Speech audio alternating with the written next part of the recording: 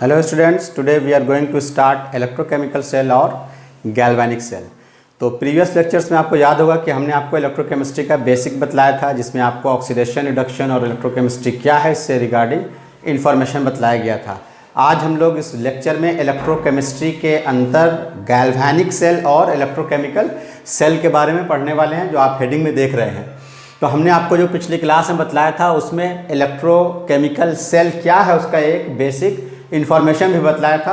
तो सबसे पहले हम लोग इलेक्ट्रोकेमिकल सेल क्या है इसको जानते हैं, इसको डिफाइन करने की कोशिश करते हैं।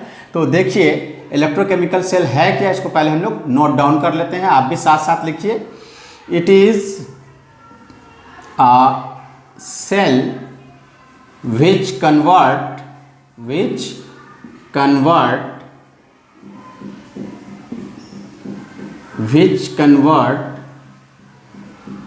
chemical energy of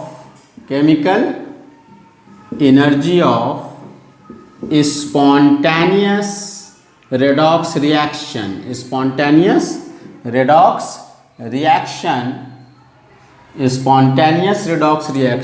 into electrical energy. ये एक बेसिक डेफिनेशन है गैल्वेनिक सेल का। अब इसमें कुछ बात बहुत इंपॉर्टेंट जो आई है उसको हम लोग अलग से पॉइंट आउट करते हैं।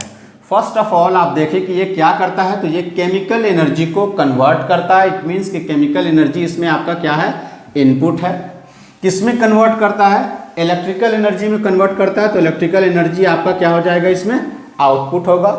दूसरी चीज़, ये जो केमिकल एनर्जी रिलीज होगी ये कहाँ से रिलीज होगी, ये स्पॉन्टेनियस रेडॉक्स रिएक्शन से रिलीज होगी। तो इसमें जो इंपॉर्टेंट पॉइंट आउट आया उसको देखिए, क्या लिखेंगे हम।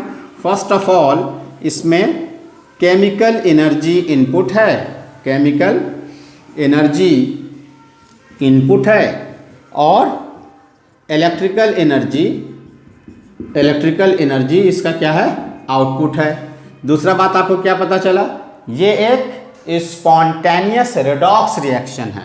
कैसा रिएक्शन है, स्पॉन्टेनियस रेडॉक्स रिएक्शन।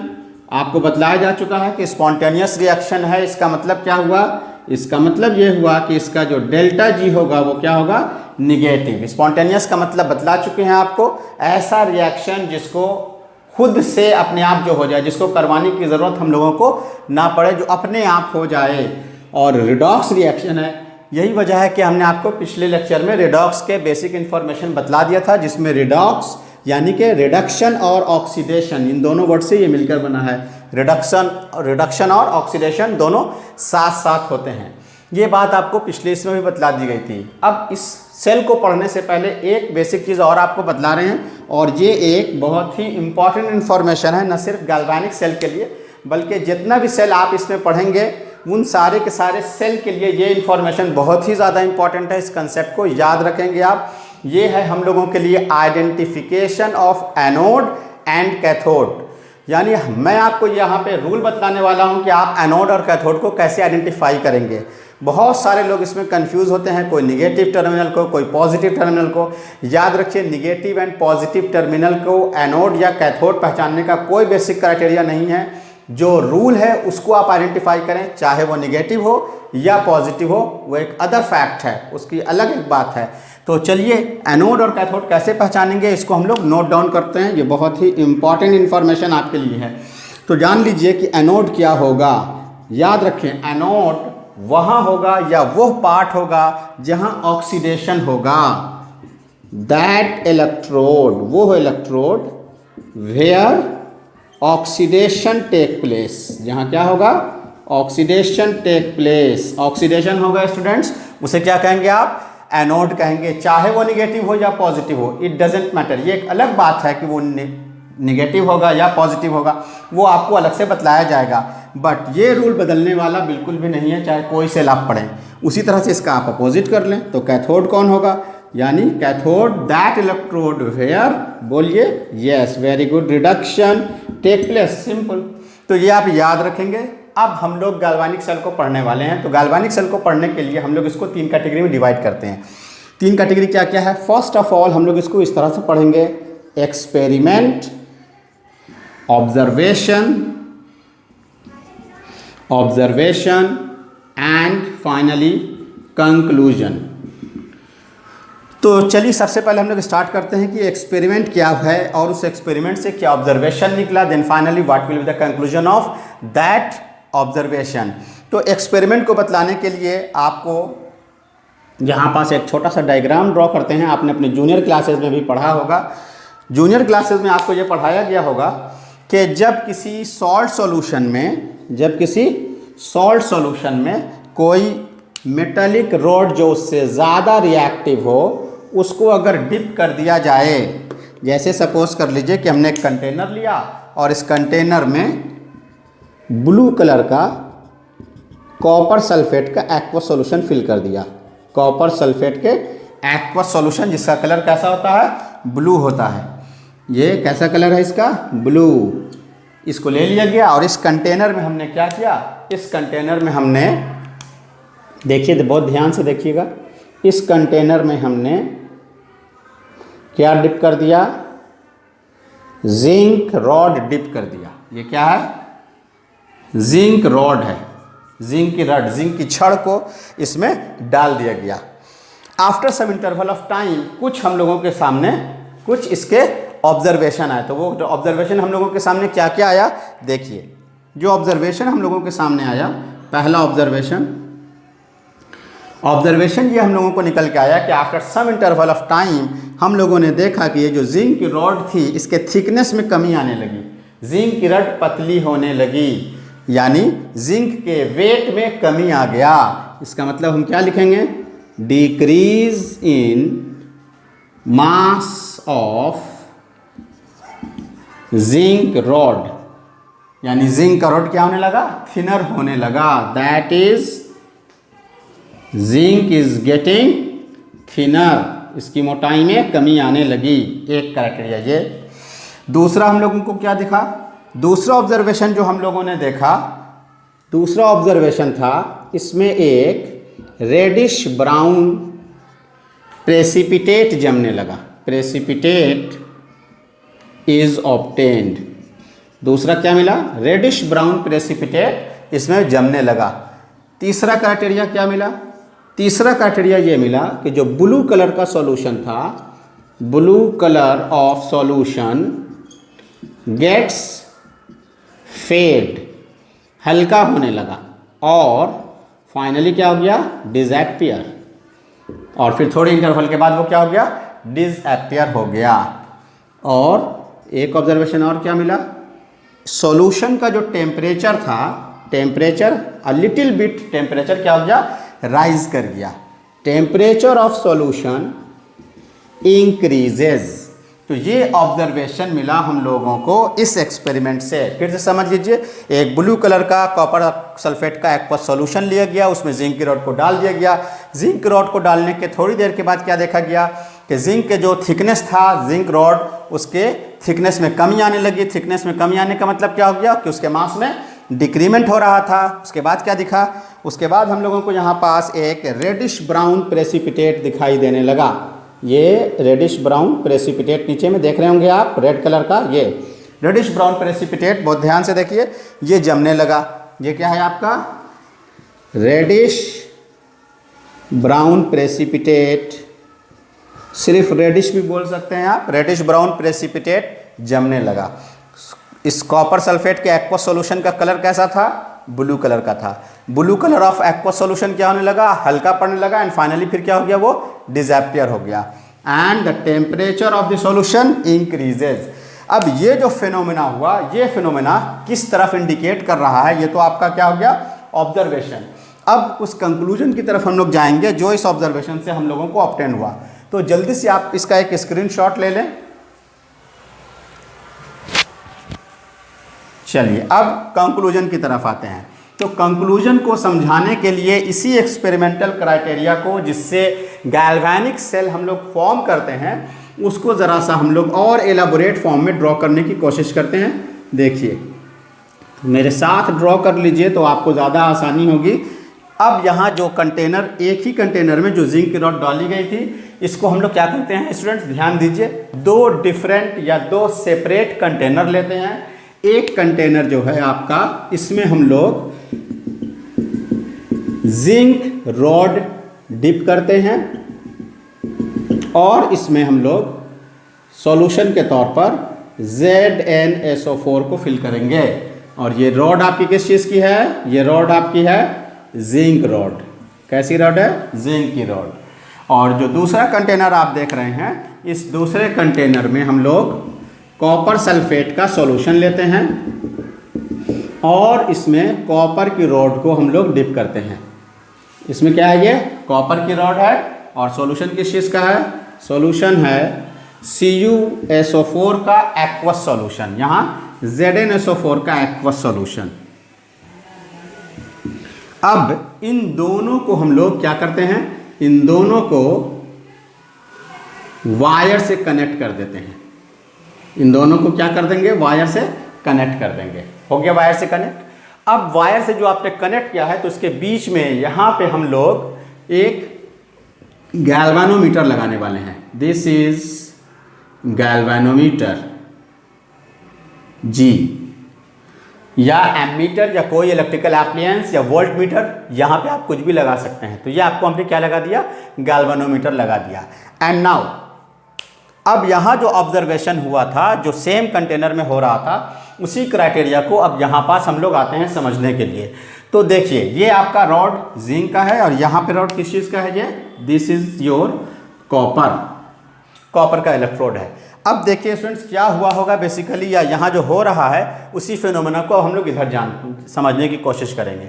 जो भी इलेक्ट्रोड होता है मेटल का, वो मेटल का इलेक्ट्रोड किन चीज़ों का बना होता है? तो मेटल इलेक्ट्रोड्स बने होते हैं मेटल आयंस प्लस इलेक्ट्रॉन से मिलकर बने होते हैं।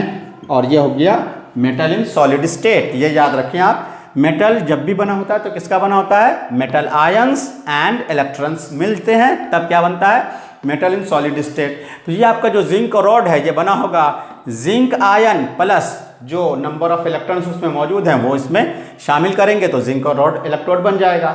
अब होता क्या है बेसिकली, ये जिंक की जो रॉड है, इस जिंक की रॉड को एक नेचुरल टेंडेंसी है। वो नेचुरल टेंडेंसी क्या है?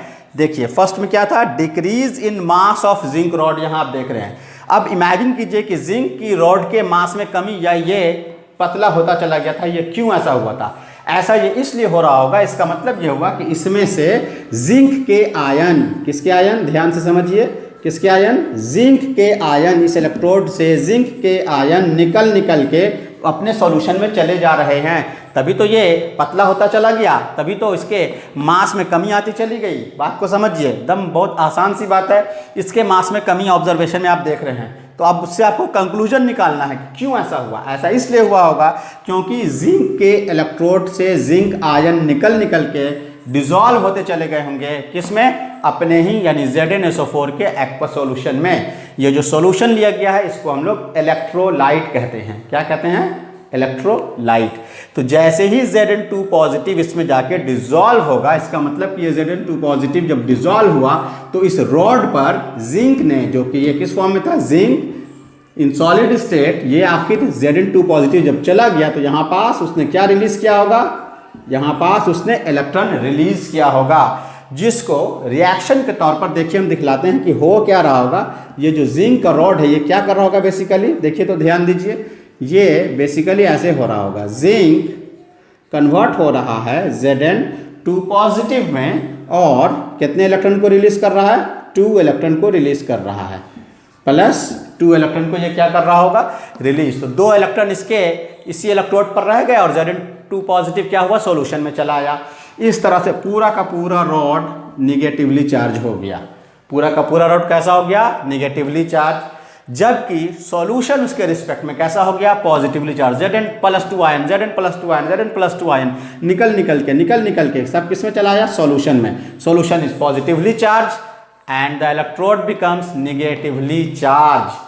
अब ये इलेक्ट्रॉन की वजह से निगेटिवली चार्ज हो गया, इसलिए अब हम यहाँ पास इसको लिख रहे हैं निगेटिव इलेक्ट्रोड। क्या लिख रहे हैं? Negative electrode. अब देखिए, ध्यान से बात को समझिए, बताइए तो जरा यहाँ पे फिनोमेना क्या हो रहा है? लॉस ऑफ इलेक्ट्रॉन है या गेन ऑफ इलेक्ट्रॉन है? देखिए तो जिंक 2 इलेक्ट्रॉन को लॉस कर रहा है स्टूडेंट्स। इसका मतलब ये क्या है? Loss of electron, loss of electron को क्या कहते हैं? ऑक्सीडेशन। और देखिए तो अभी आपको रूल बतलाया गया है, जहां भी ऑक्सीडेशन होगा, the electrode where oxidation take place, जहां भी ऑक्सीडेशन होता है उसे क्या कहते हैं? एनोड कहते हैं। दैट्स द रीजन ये प्लेट जो है ये आपका एनोड बनेगा। इस केस में नेगेटिव है पॉजिटिव है रटने की कोई ज़रूरत नहीं है। ये नेगेटिव इलेक्ट्रोड यहाँ पे एनोड इसलिए है क्योंकि यहाँ पास ऑक्सीडेशन हो रहा है, ये इंपॉर्टेंट फैक्ट है। वेदर द चार्ज में भी, वेदर द इलेक्ट्रोड में भी negative positive, it doesn't matter. लेकिन एक बात बता दें, आप पढ़ रहे हैं गैल्वेनिक सेल, गैल्वेनिक सेल में एनोड नेगेटिवली चार्ज होता है, और जब आपको मैं पढ़ाऊंगा इलेक्ट्रोलाइटिक सेल तो यही चीज़ एनोड उसमें पॉजिटिव हो जाता है। एनोड क्या हो जाता है? पॉजिटिव। वो एक अलग फैक्ट है, नेगेटिव पॉजिटिव हो जाना। इंपॉर्टेंट बात क्या है? इंपॉर्टेंट बात है ऑक्सीडेशन होगा तभी आप क्या कहेंगे? एनोड। इसको लिख लीजिए, इसको याद कर लीजिए, ये कभी गलत नहीं होने वाला है। ऑक्सीडेशन एनोड होगा, जहां ऑक्सीडेशन होगा वहीं एनोड होगा। तो इसका मतलब कि जिंक पर ऑक्सीडेशन हो रहा है, इसीलिए इसका एनोड टर्मिनल जिंक बनेगा।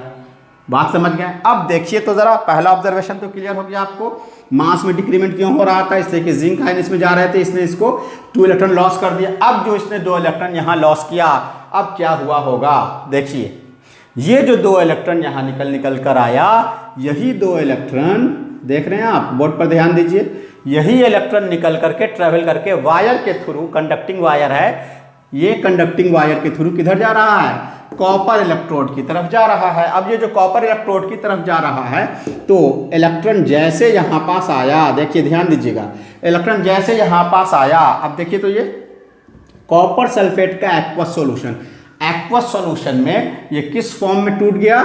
ये टूट गया है Cu2 positive plus SO4 2 negative.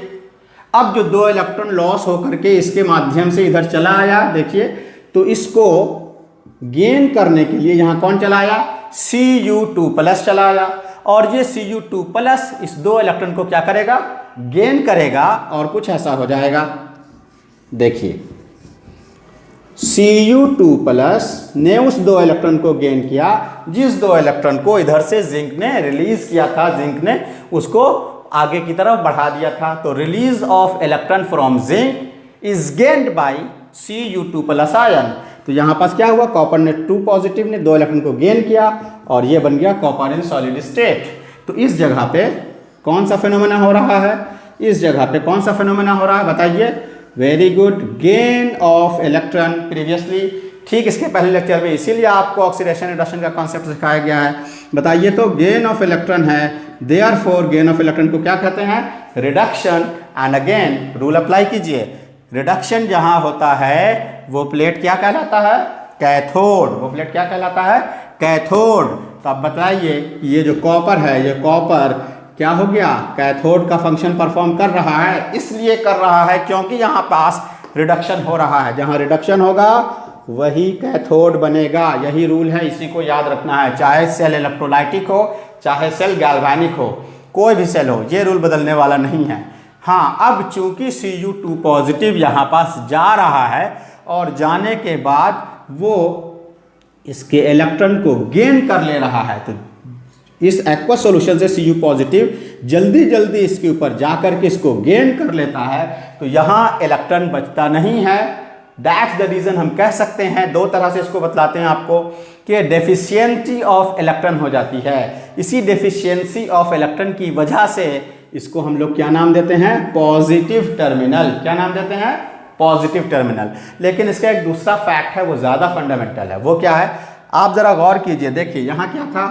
यहाँ इलेक्ट्रोड के Zn2 पॉजिटिव की टेंडेंसी है इधर डिजॉल्व होकर आने की, और यहाँ क्या हो रहा है? यहाँ आप देख रहे हैं कि Cu2 पॉजिटिव इसके ऊपर डिपॉजिट हो रहा है इस एक्वस सॉल्यूशन से। तो ये जब इसके ऊपर डिपॉजिट होने लगता है, तो जितना इलेक्ट्रॉन आया वो तो इसने गेन कर लिया। अब लिटिल बिट कुछ Cu2 पॉजिटिव क्या होते हैं, उनके लिए इलेक्ट्रॉन नहीं बचता है, जिसकी वजह से ये Cu2 positive Cu2 positive Cu2 positive इसके ऊपर बचे रह जाते हैं, जो कि पॉजिटिवली चार्ज हैं। दैट्स द रीज़न इसको क्या कहते हैं? Positive terminal. तो खैर, पॉजिटिव टर्मिनल आपका क्या बन गया? कैथोड बन गया, और ये आपका निगेटिव टर्मिनल था, ये आपका क्या बन गया? एनोड बन गया। इलेक्ट्रोकेमिकल सेल यानी गैल्वेनिक सेल में जो एनोड होता है वो निगेटिव टर्मिनल होता है और जो एनोड होगा वही ऑक्सीडेशन होगा।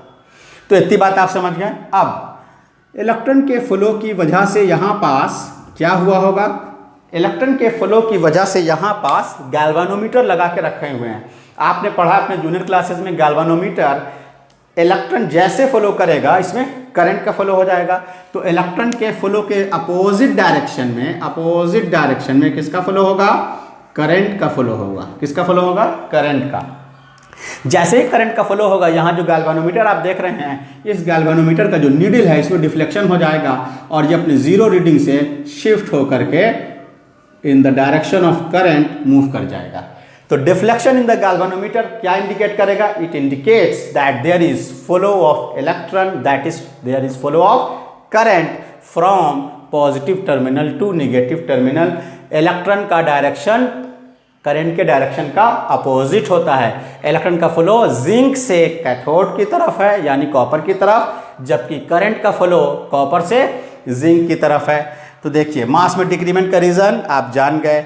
दूसरा, चूंकि ये नीचे जा रहा है डिपॉजिट होने के लिए, तो जिंक के डिपॉजिट होने की वजह से कैसा प्रेसिपिटेट बनने लगा, रेडिश ब्राउन प्रेसिपिटेट ऑब्टेन होने लगा।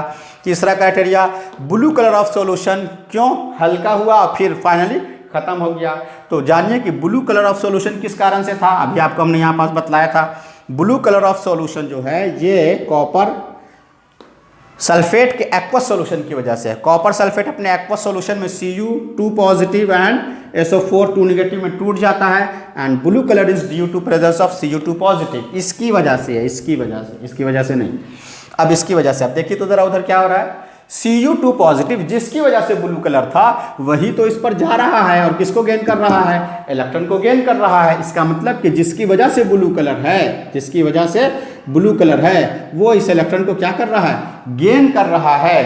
तो खुद गेन जब वो उसको करेगा तो उसका जो Cu2 पॉजिटिव आयन था वो खत्म होने लगा धीरे धीरे, इसलिए ब्लू कलर पहले फेड अप हुआ, हल्का हुआ एंड फाइनली क्या हो गया, सब के सब डिसअपियर हो गया। तो इसका भी कारण आप जान गए। एंड नाउ चौथा जो आपका ऑब्जर्वेशन था वो क्या था, टेम्परेचर ऑफ सॉल्यूशन इंक्रीज करने लगा। ये जो टेम्परेचर ऑफ सॉल्यूशन इंक्रीज कर रहा था ये क्या है, it is due to the chemical energy released during the spontaneous reaction. इस स्पॉन्टेनियस मीन्स अपने से जो रिएक्शन हो रहे थे, ये सारा रिएक्शन जो आपको दिखलाया गया अपने से हुआ है।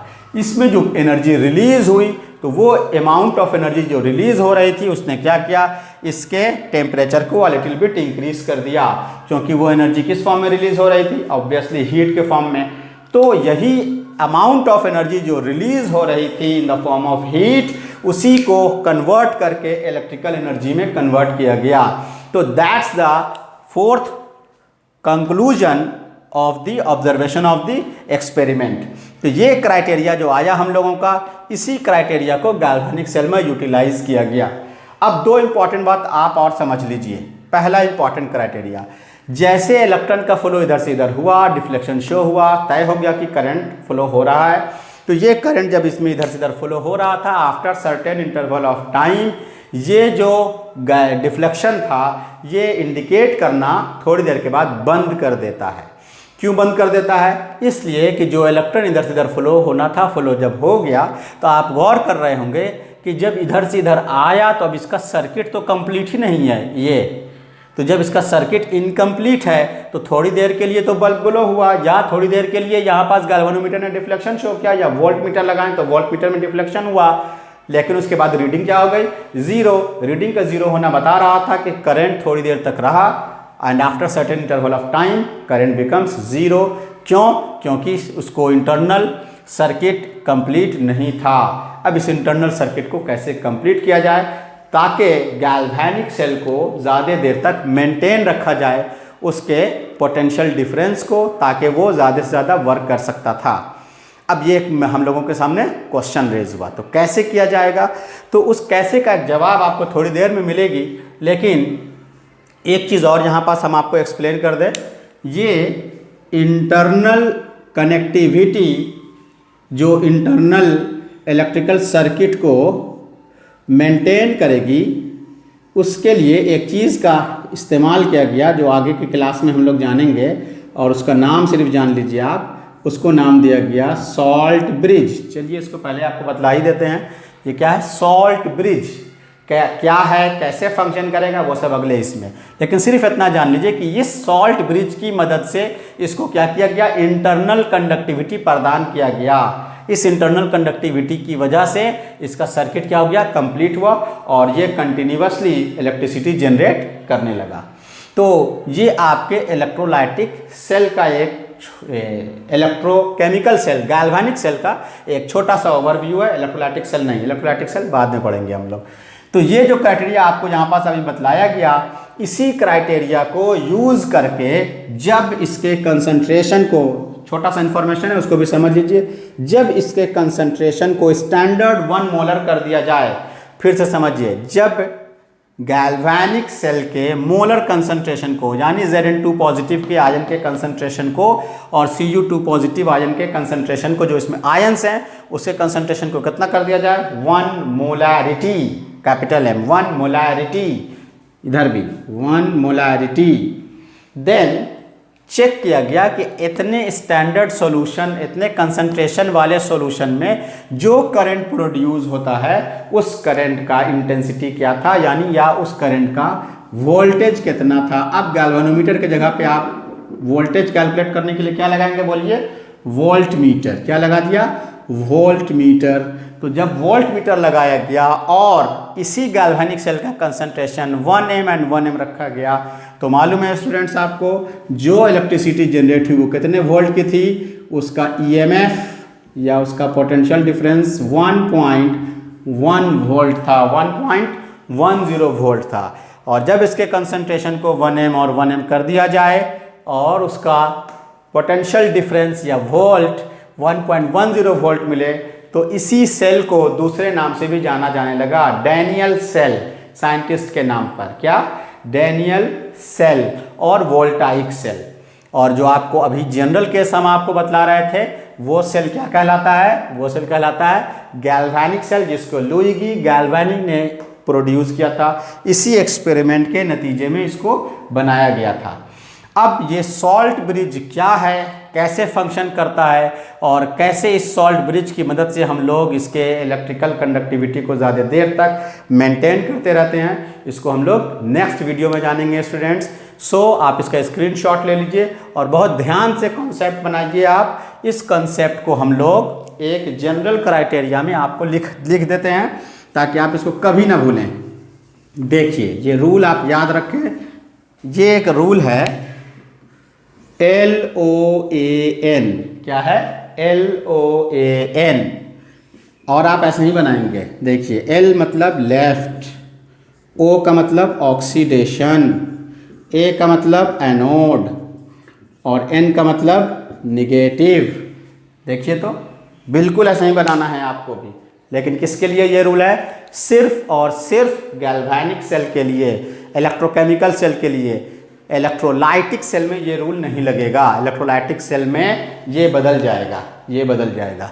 वहाँ एनोड पॉजिटिव होता है, वो हम लोग आगे पढ़ेंगे। देखिए, लेफ्ट साइड किसको ड्रॉ किया हमने, लेफ्ट साइड कौन है, देखते चलिए, बिल्कुल आसान है। जो लेफ्ट में है जिंक का रॉड था, जिंक रॉड लेफ्ट साइड, वहाँ क्या हो रहा है, वहाँ हो रहा है ऑक्सीडेशन। देख रहे हैं आप, लेफ्ट साइड जिंक की रॉड है, वहाँ क्या हो रहा है, ऑक्सीडेशन। लेफ्ट साइड क्या हुआ, ऑक्सीडेशन। जहाँ ऑक्सीडेशन हुआ वो क्या है, एनोड। ये रोड क्या बन गया, एनोड। देख रहे हैं। और ये इलेक्ट्रोड जो था, ये कैसा हो गया, निगेटिवली चार्ज। तो बिल्कुल सिंपली आप याद रखेंगे, इलेक्ट्रोकेमिकल सेल में, गैल्वेनिक सेल में ये रूल लगा देंगे। याद रखने का एक ट्रिक है, इसका संबंध इलेक्ट्रोलाइटिक सेल से नहीं है। यहाँ निगेटिव है, इलेक्ट्रोलाइटिक सेल में सिर्फ ये पॉजिटिव हो जाएगा। इसी को आप अपोजिट अगर करेंगे तो देखिए क्या हो जाएगा, लेफ्ट के बजाय R राइट साइड में है। राइट साइड में जो होता है वहाँ क्या होगा, रिडक्शन, और वो क्या बन जाएगा, ये एनोड है तो वो क्या हो जाएगा, कैथोड। ये निगेटिव टर्मिनल है, वो क्या है, पॉजिटिव टर्मिनल है, P। देखिए ये रूल बन गया, right right reduction, cathode, positive. तो ये ट्रिक है याद रखने के लिए। तो आप इसको याद रखेंगे तो आपको इलेक्ट्रोकेमिकल सेल के बहुत सारे ऑब्जेक्टिव क्वेश्चन सॉल्व हो जाएंगे। सो स्टूडेंट्स, बाकी क्लास हम लोग नेक्स्ट इसमें जानेंगे सॉल्ट ब्रिज क्या है और सॉल्ट ब्रिज के क्या क्या फंक्शन है। Till then goodbye, keep watching and keep smiling.